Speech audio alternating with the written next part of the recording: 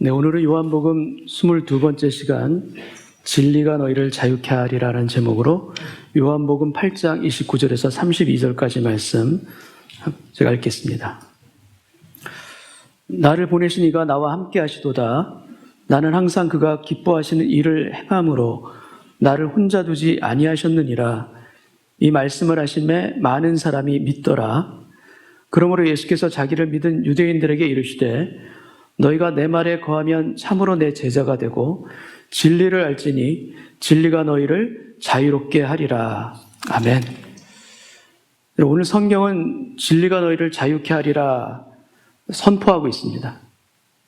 근데 이 선포는 예수님께서 직접 말씀하시는 자유의 선포입니다. 진리가 너희를 자유케 하리라. 그리고 이 말씀은 저 개인적으로도 매우 의미가 있는 그런 말씀이기도 합니다. 왜냐하면 제가 젊은 시절에 하나님이 어디 계시냐? 아니, 하나님은 없다. 이렇게 예수님을 믿지 않고 교회를 떠났다가 하나님이 살아계신다는 그 사실, 하나님께서 살아 역사하신다는 그 사실, 그 진리에 제가 압도당하고 제가 고꾸라졌을 때, 그래서 꼼짝할 수 없는 그 예수님을 만난 그 순간에 오히려 이 진리의 말씀 그대로 진리가 참으로 저를 자유케 했기 때문입니다. 이 자유를, 성경에서 말씀하고 있는 이 자유를 제가 직접 체험했기 때문에 저 개인적으로도 매우 의미가 있는 말씀이기도 합니다. 그래서 저는 예수님을 믿고 나서 자유가 무엇인지, 그리고 그 자유의 반대가 무엇인지에 대해서 저는 제 나름대로 새롭게 깨달은 것이 있습니다. 여러분, 자유의 반대가 무엇입니까? 자유의 반대. 구속이 있고, 속박이 있고, 한계가 있고, 노예, 이런 이미지가 아마 떠오르실 겁니다. 근데 저에게는 자유를 제한하고 억압하는 것이 결코 구속이나 속박이 아니라 다른 것이었습니다. 아주 오래전의 영화인데 그 제목을 제가 잊어버렸습니다. 근데 주인공이 감옥에 갇혀있는 장면이 기억에 납니다. 그 주인공이 감옥에 갇혀있는데 그 감옥에 불이 납니다. 아주 큰 불이 납니다. 그래서 간수들이 모두 다 도망을 갑니다. 그가 혼자 남은 겁니다. 감옥에 갇혀서. 불타오르는 그 위기 가운데 있는 것입니다. 근데 이 주인공이 긴 끈을 이용해서 선반위에 있는 열쇠 꾸러미를 떨어뜨리고 그걸 잡아 당기는데 간신히 성공합니다. 열쇠 꾸러미를 손에 쥔 겁니다. 그런데 그 주인공의 당황한 얼굴이 영화 화면에 클로즈업 됩니다. 왜냐하면 그 열쇠 꾸러미의 열쇠가 100개 정도 달려있는 겁니다. 이미 불길이 코앞까지 왔는데, 그리고 1분 1초가 급한데 어떤 열쇠가 맞는지 일일이 지금 맞춰봐야 되는 상황인 것입니다. 여러분, 열쇠가 수십 개 있으면 무슨 소용이 있습니까? 그런 상황에서는 오히려 탈출을 못하게 막는, 지연하는 그런 방해가 되는 도구일 뿐입니다.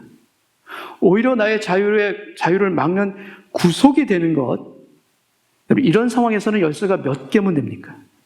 이런 상황에서 열쇠가 오직 하나면, 딱 하나면 되는 것입니다. 저에게는 자유의 반대가 그 자유를 억압하고 구속하는 것이 아니라 바로 이러한 가짜 열쇠들이 저에게 있어서 자유의 반대였습니다. 진짜처럼 열쇠 꾸러미에 같이 붙어 있다 할지라도 그것으로서는 결코 옥문이 열리지를 않습니다. 열 수가 없는 것입니다. 제가 심취했던 각종 철학과 종교들, 그걸 이것저것 자물쇠의 대본을 하고 저의 젊은 시절 저의 영혼은 불길 가운데 고통받았던 것입니다. 힘들었던 것입니다. 근데 그것들은 진짜보다 더 아름답고 멋지게 보이기도 하지만 결코 나를 가두고 있는 이 사망의 문을 열 수가 없는 가짜 열쇠였던 것입니다. 그리고 이 죄의 감옥문을 열고 자유를 줄 수 있는 열쇠는 오직 한 개입니다. 그 열쇠는 바로 예수 그리스도라는 것을 제가 깨닫고 그 진리 앞에 제가 압도당하면서 인생이 고꾸라졌던 것입니다. 그 열쇠만이 옥문을 열 수 있는 생명의 열쇠입니다. 그 열쇠가 바로 예수 그리스도인 것입니다. 생명의 문을 여는 진짜 열쇠가 오직 그리스도 안에 있다는 것을 깨닫자 여러분 저는 진리가 너희를 자유케 하리라 이 말씀이 저에게 그대로 임한 것입니다. 왜냐하면 이제는 더 이상 다른 것에 마음을 빼앗길 필요가 사라진 것입니다. 그럴 일이 사라진 것입니다. 그래서 저에게는 자유의 반대가 방황입니다. 가장 자유로울 것 같은 방황이 오히려 저를 가장 괴롭혔던 구속이자 속박이었습니다. 그러나 여러분, 방황은 진리와 함께 끝이 납니다. 진리가 선포되는 것에 우리의 방황은 끝이 나는 줄 믿습니다. 우리 인생에 방황이 있습니까? 참된 진리신 예수 그리스도 안에 들어올 때 그 안에서 우리의 모든 방황을 종식시키고 혼란을 잠재우는 참된 자유를 맛보게 할 줄 믿습니다. 참된 진리만이 자유를 주는 것입니다. 주님이 유대인들에게 말씀하십니다. 너희가 내 말에 거하면 참으로 내 제자가 되고 진리를 알지니 진리가 너희를 자유케 하리라. 근데 이들은 이 주님의 말씀을 듣고 아멘으로 화답하는 것이 아니라 바로 반격을 합니다. 33절 말씀 제가 읽겠습니다. 그들이 대답하되 우리가 아브라함의 자손이라 남의 종이 된 적이 없거늘 어찌하여 우리가 자유롭게 되리라 하느냐. 종이 된 적이 없다고 말하는 이들은 실제 이스라엘이 종이었다라는 것을 지금 인정하지 않고 있는 것입니다. 여러분, 이스라엘은 400년이 넘는 세월을 애굽의 종으로 있었습니다. 그리고 바벨론의 포로로 70년 동안 있었던 과거도 분명히 있는 것입니다. 그리고 이 이야기를 하고 있는 바로 현재에도 이스라엘은 종입니다. 로마 제국에 복종해야 되는 식민지 백성들이 바로 이스라엘 백성이기 때문입니다. 그런데도 불구하고 이들은 자신들이 종이라는 사실을 인정하지 않고 있습니다. 근데 주님께서는 이 종의 의미를 이들이 이해하는 것이 아니라 다른 의미를 가지고 이 종의 의미를 밝혀주고 계십니다. 34절 읽겠습니다. 예수께서 대답하시되 진실로 진실로 너에게 이르노니 죄를 범하는 자마다 죄의 종이라. 죄를 범하는 자마다 죄의 종이라. 이런 삼손은 나실인으로 태어난 사람입니다. 거룩한 삶을 살도록 구별된 사람이자 블레셋으로부터 이스라엘 백성들을 구원해야 하는 사사로서 세워진 사람이 바로 이 삼손입니다. 그런데 그가 나실인의 서약을 하나씩 깨트리기 시작합니다. 시체에 손을 대지 말라. 죽은 사자의 시체에서 꿀을 따먹습니다. 독주를 마시지 말라. 블레셋의 잔치에 가서 술을 마십니다. 그런데 신기한 것은 계속되는 삼손의 죄가 있음에도 불구하고 그의 능력이 사라지지 않는다는 점입니다. 그의 능력이 그대로입니다. 근데 그의 능력이 언제 사라집니까? 그의 능력이 사라지는 것은 나실인의 서약, 3가지 서약 중에서 마지막 서약을 다 깨트리고 나서야 비로소 그의 능력이 사라집니다. 들릴라의 유혹에 따라 머리를 깎임을 당하고 나서 삼손이 일어나 외칩니다.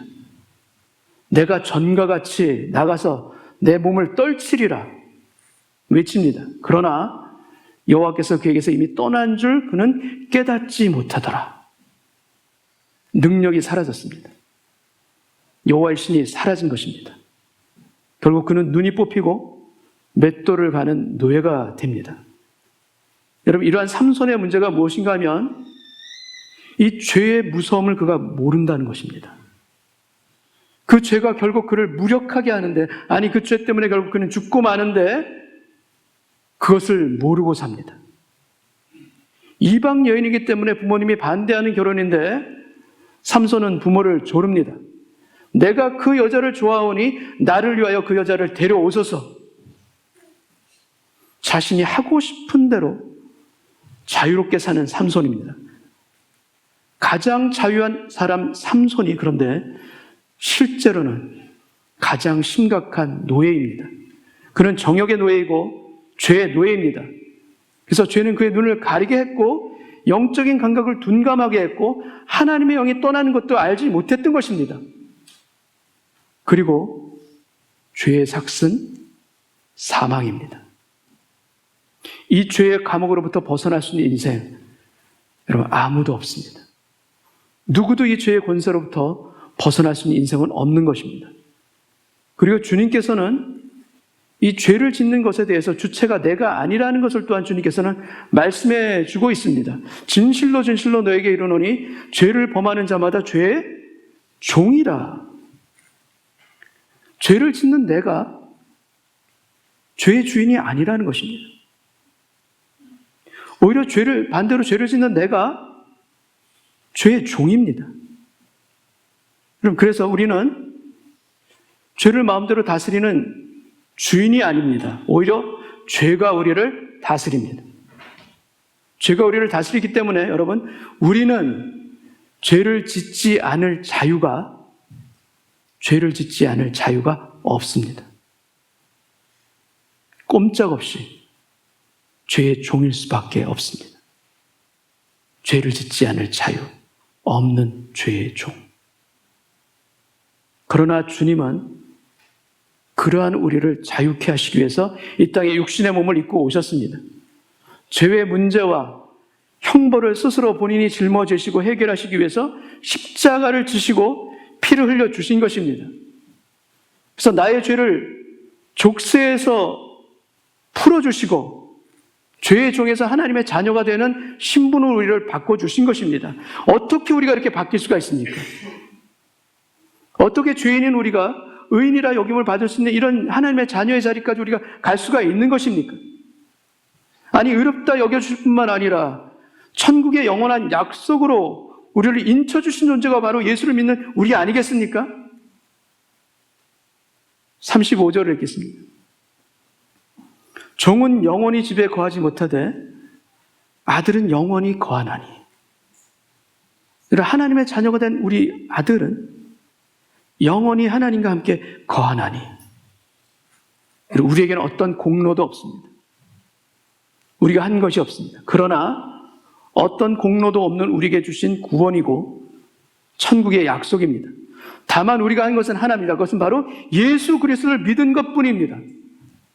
그분을 믿는 믿음을 고백한 것뿐입니다. 이 믿음 하나로 죄의 종에서 하나님의 아들로 거듭나게 하셨고 하나님과 영원히 살 수 있도록 천국을 약속하시고 보장하시고 택하신 존재입니다.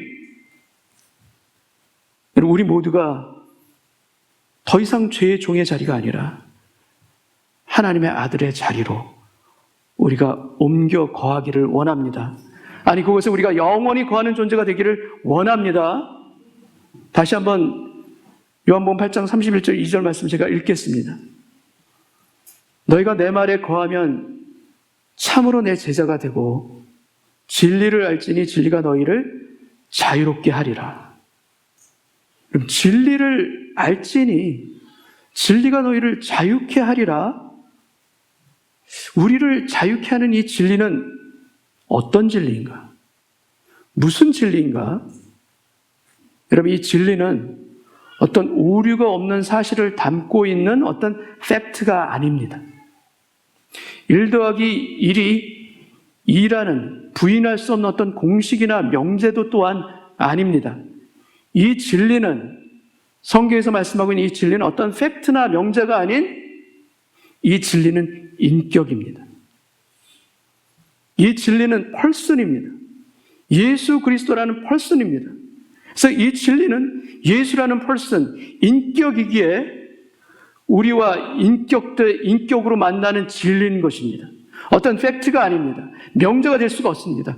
인격으로 오시는, 우리에게 오시는 진리인 것입니다. 내가 믿는다고 할 때, 그렇다면 나는 무엇을 믿는 것인가? 내가 믿는 것이 구원의 어떤 교리인가? 아니면 예수님에 대한 어떤 팩트를 우리가 믿는 것인가? 아니면 예수님을 나의 구원의 주로 인정하고 인격적으로 만남을 통해 가지게 된 바로 그러한 믿음인가? 여러분이 가지고 고백하는 믿음은 어떤 믿음입니까? 인격적으로 만나는 그 믿음입니까? 아니면 팩트로서 있는 예수 그리스도에 대한 내용입니까?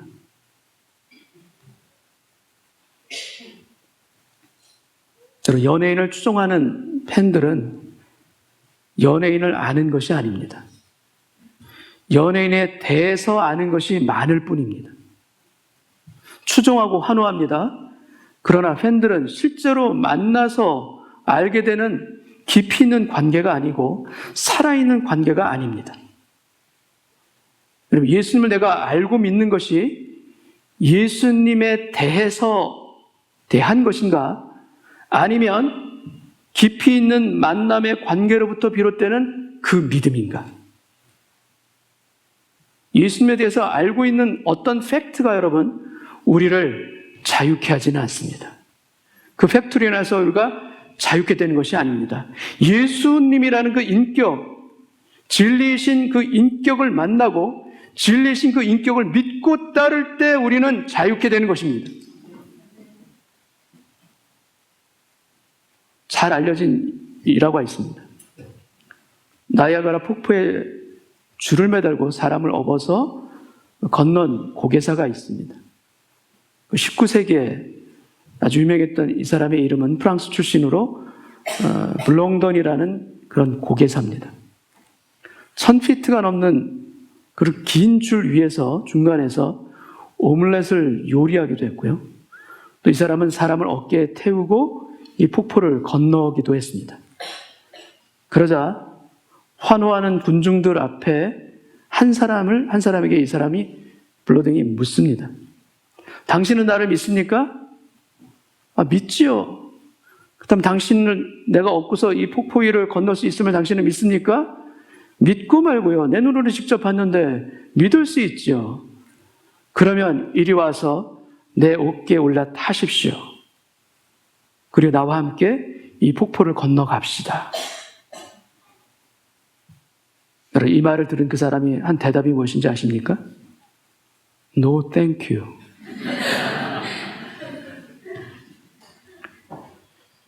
여러분, 주님을 믿는 믿음은 예수님에 대해서 어떤 것이 옳습니다. 어떤 것이 맞습니다. 이러한 지적인 수준의 동의가 결코 아닙니다. 우리를 자유케 하는 진리는 인격입니다. 지적인 동의, 감정적인 동의를 넘어서서 우리가 주님의 어깨 위로 올라타는 것입니다. 그리고 주님의 어깨 위에 올라서 무섭게 소용돌이치는 인생의 폭포 위를 주님과 함께 건너는 것입니다. 주님 위에서 함께 건너는 것입니다. 무섭게 폭풍과 치는 인생의 어두운 밤바다를 주님의 손을 붙들고 함께 걸어가는 것입니다. 주님만 바라보고 그 길을 걸어가는 것. 여러분, 그것이 바로 자유케 하는 능력이 있는 진리이신 주님이 우리에게 주시는 참된 자유입니다. 여러분, 건널 수 있는 능력은 나에게 없습니다. 그러나 건널 수 있는 능력은 주님께 있습니다. 자유케 하는 능력은 주님께 있음을 믿습니다. 이 주님을 믿고 이 주님을 신뢰함으로 오늘 성경에서 약속하신 진리가 너희를 자유케 하리라, 이 약속의 말씀이 나의 것이 되게 하여 주옵소서.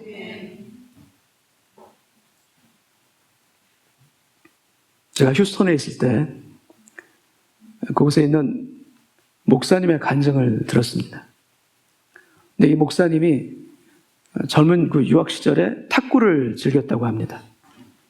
근데 좀 더 탁구를 잘 배우기 위해서 친구 3분이랑 함께 국가대표 상비군 출신의 코치를 영입해서 이분께 이제 레슨을 받은 겁니다. 근데 어느 날 레슨을 받으러 왔는데 이 코치분이 내기를 하자고 얘기를 하십니다. 탁구 시합을 하자, 내기를 하자 했는데 이분은 탁구 라켓을 들은 것이 아니라 칫솔을 들고 나오셨습니다. 그러니까 목사님과 이 친구분들은 탁구채로 탁구를 치시고 이분은 칫솔로 시합을 하자라고 한 겁니다. 어떻게 됐을 것 같습니까? 이 목사님을 비롯한 친구 3분이 5점도 못 내고 다 졌습니다. 이 코치분이 국가대표 상비군 출신이죠. 이분이 공을 길게 짧게 구석구석 보내고요. 기가 막히게 보냅니다. 그리고 스매싱을 팍 때리면 그 칫솔로 탁 받아서 넘겨요. 꼼짝을 할 수가 없습니다. 그냥 당할 수밖에 없는 거예요. 다 진 것입니다. 여러분, 이것이 자유입니다. 공을 마음먹은 대로, 마음대로, 자유자재로 보낼 수 있는 능력. 이것이 바로 자유입니다. 하나님의 뜻대로 우리가 마음대로 자유자재로 살아갈 수 있는 능력. 그것이 바로 자유입니다. 여러분, 칫솔로 공을 그 정도로 보내기 위해서 얼마나 많은 피와 땀을 흘렸겠습니까? 얼마나 많이 노력을 했겠습니까? 그러나 훈련의 열매는 반드시 자유의 기쁨으로 나타나게 되어 있습니다. 절제하고 스스로 훈련하는 것을 통해서 더 큰 자유를 얻는 것입니다. 그럼 여러분이 물에 빠졌다고 생각해 보시기 바랍니다. 물에 빠진 사람, 누가 자유롭습니까? 자유로운 사람은 오직 수영을 할 수 있는 사람이 자유로운 것입니다. 수영에 대해서 많은 이론을 알고 있다 해서 자유롭지가 않습니다. 실제로 훈련을 통해서 수영할 줄 아는 사람만이 자유한 것입니다. 여러분, 아무것도 안 하고 쉬고 있는 것이 자유가 아니라 결단하고 땀 흘리며 믿음 안에서 선한 싸움을 싸우는 것이 더 큰 자유인 근거가 바로 여기에 있습니다. 진리가 너희를 자유케 하리라. 이 말씀에 담긴 의미를 도표를 통해서 한번 정리해 보겠습니다. 자유에는 두 가지 의미가 있습니다. 하나는 죄의 심판으로부터의 해방과 제가 경험했던 방황의 종식으로서의 자유가 있습니다. 근데 이것은 구원으로서의 자유를 의미합니다. 그런데 이 자유는 자유의 정점이 아닙니다. 또 다른 자유가 시작되어지는 바로 그 시작인 것입니다. 여러분, 구원으로서의 자유가 있다면 구원 이후에도 자유가 있습니다. 아니, 구원 이후에도 자유가 우리는 반드시 필요한 것입니다. 구원으로서의 자유는 은혜로 받은 자유입니다. 그러나 구원 이후의 자유는 우리가 누려야 하는 자유이고, 여러분, 이것은 능력으로 그리고 경건의 훈련으로 점차 생겨나는 영적인 근육과도 같은 것입니다. 받은 자유는 구원의 감격을 말합니다.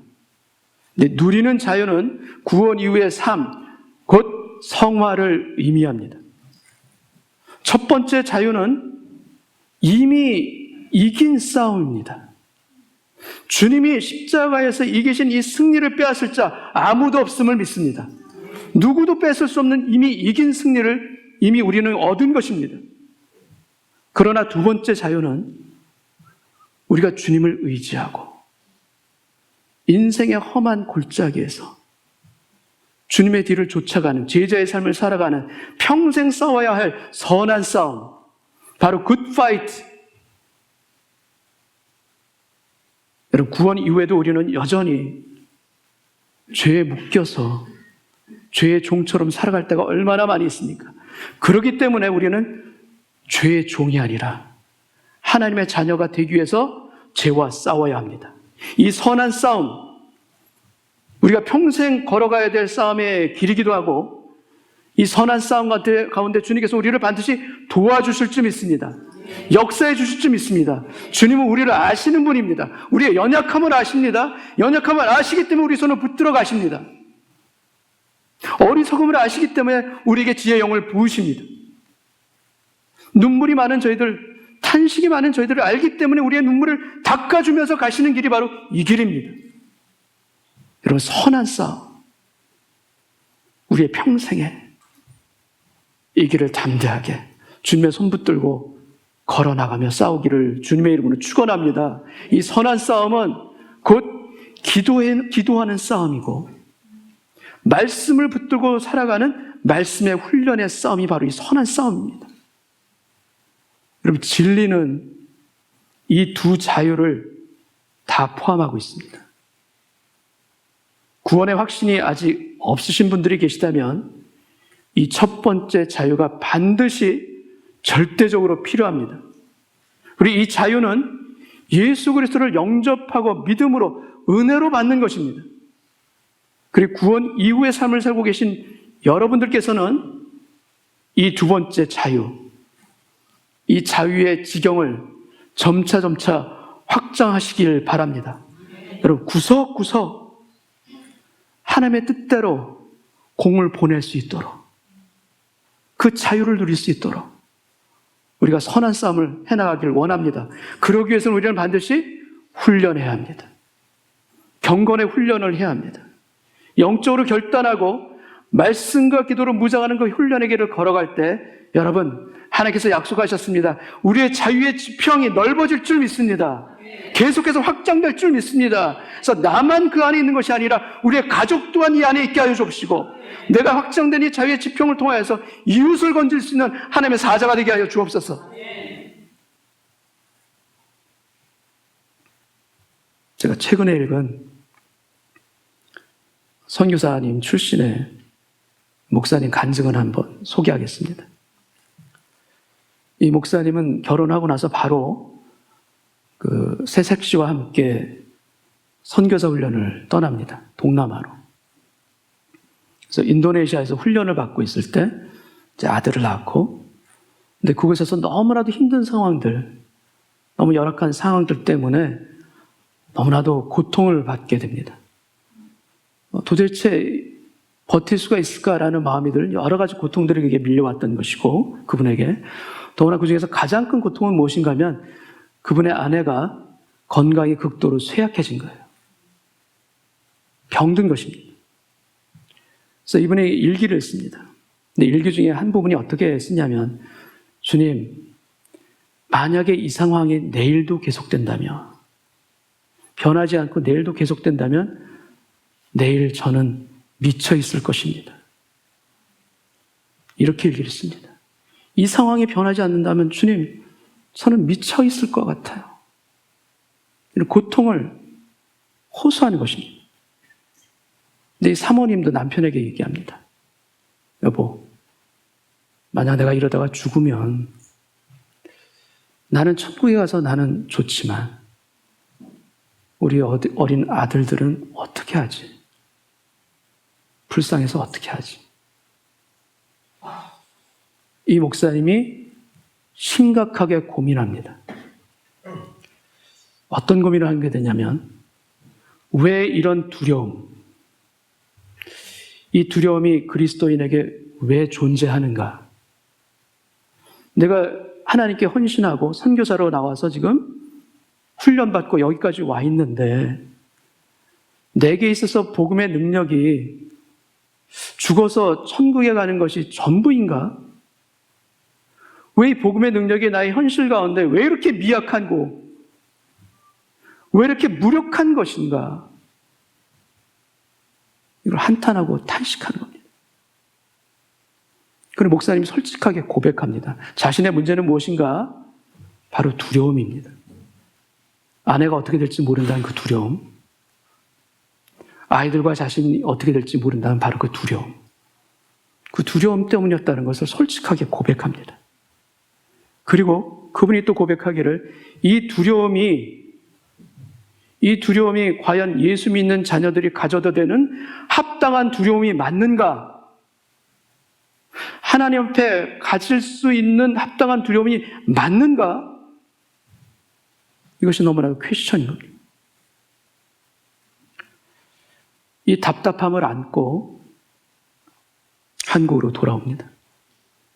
해결되질 않았습니다. 그런데 수년 동안 사역의 현장에 있으면서 하나님께서 그분의 마음을 만져주시기 시작하셨어요. 그분의 마음을 풀어주시기 시작하셨어요. 그래서 그분의 마음 가운데 하나님 주시는 마음이 깨닫게 됐는데, 그래서 깨닫게 된 가장 큰 진리는 무엇인가 하면 바로 하나님은 선하시다라는 거예요. 그 고통 가운데도 나는 다 이해할 수 없지만 하나님은 선하시다.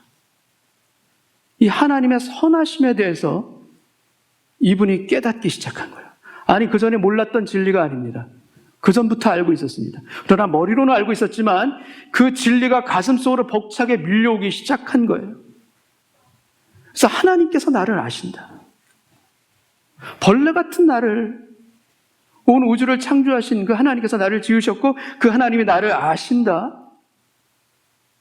어리석은 가운데 쓰러져 있었던 나에게,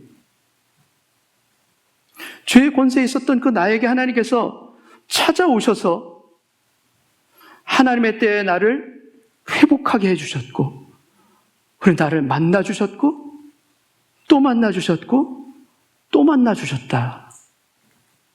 하나님은 선하시다. 이 진리가 그분의 마음을 강타한 겁니다. 여러분, 그리고 그분이 고백했던 그 두려움, 내가 두려워했던 그 미래, 그 미래가 하나님의 손에 있다라는 것을 깨달았을 뿐만 아니라, 아니, 미래에 대한 두려움뿐만이 아니라 나의 지나간 과거 모든 순간순간 내가 하나님께 원망할 그때에도, 그 순간에서도 하나님은 나를 아셨다. 하나님은 나를 지키셨다. 탄식하며 절망하는 그 순간에도 하나님은 나를 보호하셨다. 나를 지키셨다. 그 순간에 나를 외면하신 것이 아니다. 나의 두려운 미래뿐만이 아니라 나의 과거도, 아니 현재까지도 다 하나님의 손 안에 있었다는 것을 깨닫고 이분이 전율하기 시작합니다. 하나님에서 새롭게 깨달은 거예요. 내가 이해하는 범위로 역사하시는 하나님이 아니시라는 것을 분명하게 깨달은 거예요. 그래서 나의 어리석음 때문에, 나의 무지 때문에, 나의 연약함 때문에 일어났던 나의 모든 그 실패들, 그 나의 실패를 하나님의 실패로 만들지 아니하시는 그 아버지, 그 실패 가운데도 더 놀라운 지혜와 경륜으로 나를 빚으시고 또 빚어가시는, 그래서 지금 이 순간까지 나를 이끄신 그 아버지의 은혜, 그 아버지의 은혜와 사랑의 눈을 뜬 것입니다. 여러분, 우리의 과거, 우리의 현재, 그리고 우리의 미래가 다 주님의 손 안에 있습니다. 주님의 손 안에서 우리를 지키십니다. 주님의 손에서 우리를 이끌어 가십니다.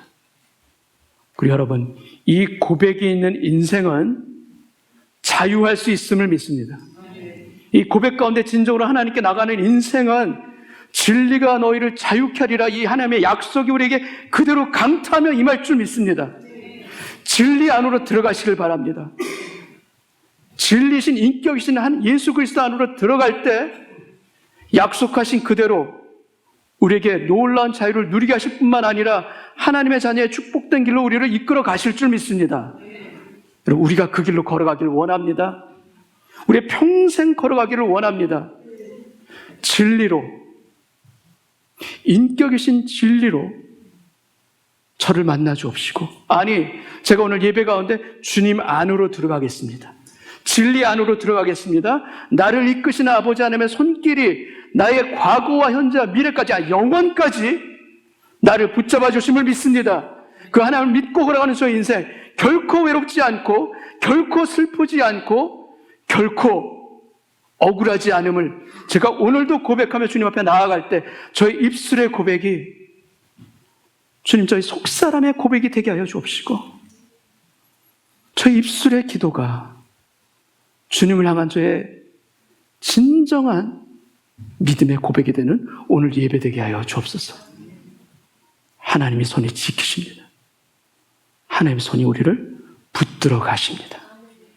진리가 너희를 자유케 하리라. 함께 기도하겠습니다. 아버지 하나님, 하나님께서 이끄시는 삶을 살고 싶습니다.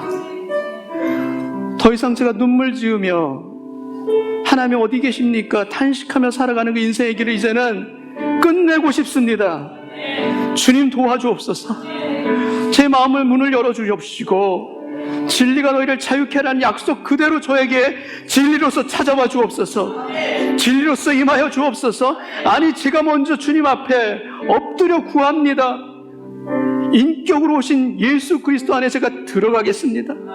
진리 안으로 들어가겠습니다. 나를 붙잡아 주시고 나를 안아 주시사 주님, 흔들리는 인생에서 흔들림 없는 영혼의 닷줄이 주님께 내려가는 오늘 이 시간 되게 하여 주옵시고, 방황하는 인생에서 주님께 꼭 붙들려 있고 그 안에서 안식을 누리는 하나님의 자녀가 되게 하여 주옵소서. 주님, 주님의 뜻대로 살아가고 싶습니다. 하나님의 뜻을 이루는 하나님의 자녀가 되고 싶습니다. 더 이상 죄의 종으로 묶여있지 않고 죄의 족쇄에서 풀려나 하나님의 뜻을 마음껏 이루어갈 수 있는 자유가 저에게 있게 하여 주옵소서. 이 자유의 지경이 넓어지게 하여 주옵시고, 선한 싸움을 싸우게 하여 주시사 제 삶에 선한 싸움을 저만 싸우는 것이 아니라 주께서 함께 싸워주시리라, 하나님께서 나와 함께 싸워주시리라, 이 믿음으로 걸어가는 저희 모두 되게 하여 주옵시고, 주님, 저의 과거가, 아니 오늘 사는 현재가, 아니 내일의 미래까지, 아니 영원까지 하나님의 손에 붙들려 살아가는 저희가 되게 하여 주옵소서. 이 믿음으로 주 앞에 엎드릴 때 이 진리 안에서 우리가 자유하게 될 줄 믿습니다. 두려움도 떨어지게 하시고 염려도 사라지게 하시고 절망도 안개처럼 없어지게 하시고 남을 미워하는 미움도 햇볕 가운데 쓰러지게 하시고 오직 주님을 찬송하며 주님께 감사하며 주께서 역사하시는 하나님의 손을 바라보고 걸어가는 우리 모두 되게 하여 주옵소서. 그 인생을 통하여서 참된 자유의 길을 확장하며 주님과 함께 손붙들고 살아가는 평생의 순례자가 될 수 있도록 주여 도와주옵소서. 우리를 불쌍히 여겨주시는, 그래서 우리를 구원해 주시는 예수 그리스도의 이름으로 기도하옵나이다. 아멘.